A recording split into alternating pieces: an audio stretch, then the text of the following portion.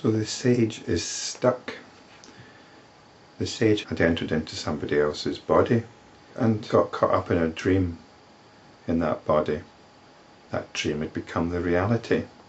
And that dream had become the sage's reality. He'd forgotten he was a sage. He'd forgotten his enlightenment. And he'd got caught up in being a member of a family until a wandering ascetic came by and enlightened him.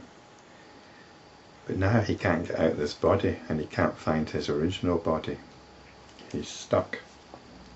So he's asked how he can get out.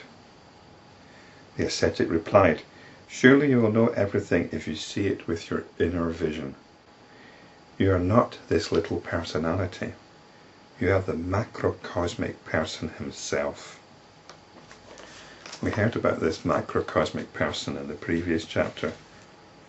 We were told that we're all in the heart of a macrocosmic being. The macrocosmic being is the sum total of everything that's happening. We make this division between what we do and what is happening to us. But it's all just stuff happening. We have some notions of control upon which we base our decision. And this very limited control that we've got reinforces the notion of a me here, separate from everything out there. But it's like in a dream. In a dream we seem to have some kind of control. But really that control is no more than the ripple on a great ocean. We have no control over the ocean. And if we really look into it, do we really have any control at all? There's just a lot of coinciding events, coinciding forces going on, which give rise to this illusion of me, of me-ness. Rather identify with the whole ocean, because that is the nature of our consciousness. Everything arises within it. This is the macrocosmic being. It's the whole dream. We identify with the whole dream, not with just a little part of it. This is what the inner vision reveals. So when I say identify with all of reality, it's not an imagined reality. It's a feeling of intimacy with everything that is actually happening. So I'm not asking you to identify with the star Alpha Centauri, because that's just a notion, unless you're actually looking at it in the sky, in which case you can experience it as an intimate part of your being. But that's all hypothetical. Take it all into you right now. What you're experiencing right now is this video. The sensations of sitting on a chair, your breathing, maybe you feel a bit hungry or sleepy, or exhilarated and inspired. All these things are what is going on right now. This is the macrocosmic being. This is the total of reality, including any ideas you've got, any thoughts that are being triggered about the past or the future or imaginary scenarios. All this is part of the macrocosmic being. So you are not this little personality. You are the macrocosmic person himself.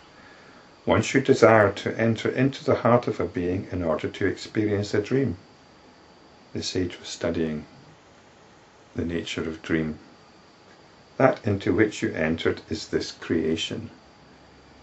While you continued to dream in that body, a great fire arose, and it began to consume the forest in the body into which you had entered.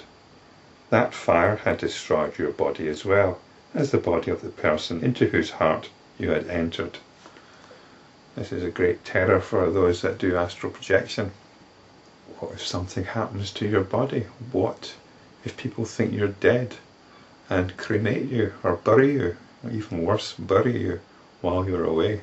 But we shouldn't fan such fears because it's based on the reality of the body, and we're going beyond that. It's the astral dream reality which is the real one, and which is what we've concretized right now and call this waking state. It's not really any great surprise that the bodies were destroyed by fire because the sage had experienced cosmic dissolution by fire at one point. And the last paragraph in this chapter is in parenthesis, but it puts the whole thing onto a different level. The hunter must have asked a question about this fire, because it says here, in answer to the hunter's question, the sage replied, "The cause of fire is but the movement of thought in consciousness, just as the cause for the appearance of the world is the movement of thought in the infinite consciousness, and the movement of thought in the consciousness of Brahma, the Creator." This movement of thought, it could be just what you take it to mean, but it has implications. This movement of thought involves identification with a notion. It means moving to a notion and identifying with that notion. And when we hear stories of cosmic dissolution, it means that that notion can no longer be identified with. It's gone. It's like when we wake up from a dream. We don't usually try and get back to that dream. We just say, no matter what happened, it was a dream, it's over, and we move on. Perhaps that's what happens when we die. Consciousness is finished with this particular dream, or this dream has finished, and it's time to move on. We move on to another dream. And the end of that dream could be seen as cosmic dissolution. In your dream, a whole world is created of friends. You might have a different home, different family, and all the rest of it. But the dream is over. That world has come to an end. That is cosmic dissolution brought about by the movement of thought.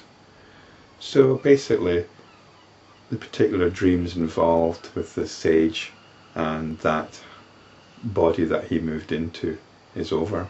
That dream is over, and he's caught up in another dream now. But rather than wake up from that dream, he's touched reality in his realization of the nature of consciousness.